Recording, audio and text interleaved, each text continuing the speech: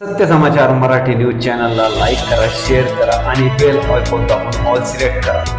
नमस्कार, सत्य समाचार मराठी न्यूज मध्ये आपले स्वागत आहे। मी असलम रंगरे। चला पाहूया आजचे विशेष घटना। नाशिक जिल्हा उत्तर महाराष्ट्राचे जीवनदायी तसेच संपूर्ण महाराष्ट्राचे नाव वाढवणारी पवित्र गंगा गोदावरी माता विविध रूपाने आपल्याला आशीर्वाद देऊन उपकार करणारी गंगा गोदावरी आज नाशिक महानगरपालिका व प्रशासनाच्या दुर्लक्षामुळे दूषित होत चालली आहे। आता महाराष्ट्र नवनिर्माण सेना गप्प बसणार नाही।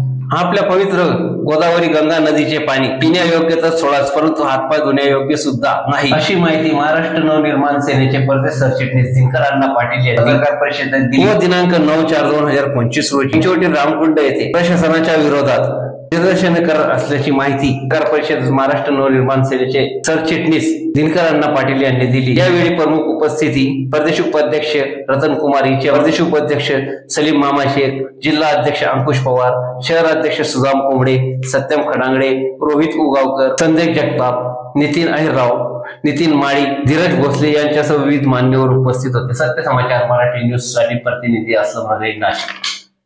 त्यामध्ये नाशिक जिल्ह्यातील पवित्र गोदावरी नदी, नंदिनी, वालदेवी आणि दारणा या 4 नद्या प्रदूषणमुक्त व्हावे म्हणून आज आम्ही पत्रकार परिषद बोलवलेली आहे। संपूर्ण नाशिक शहरातील पाणी गोदावरी नदीमध्ये जेवढे एसटीपी प्लांट आहेत, गोदावरी नदीच्या महानगरपालिकेने केलेले, महानगरपालिके हद्दीमध्ये ते कोणतीही प्रक्रिया न करता तसंच पाणी सोडून दिलं जातं। जर एसटीपी प्लांट पूर्णपणे कार्यान्वित केले तर निश्चितपणे नद्या प्रदूषणमुक्त होतील। आता समजा नंदिनी आहे, नंदिनीवर एकही एसटीपी प्लांट नाही आहे, त्याच्यावर एसटीपी प्लांट केला पाहिजे। वालदेवी नदीवर एसटीपी प्लांट केले पाहिजे, कारण याच्यामध्ये संपूर्ण पाणी त्या भागातलं सोडलं जातं आणि ते तसंच पाणी नद्यांना जातं, त्यामुळे त्या प्रदूषित झालेल्या आहे। दारणाचं तसंच आहे। आपण जर बगूरला गेलं, बगूरपासून जर बघितलं, बगूर हे 15-20 हजार लोकसंख्येचं नगरपालिका आहे, ती नगर परिषद आहे।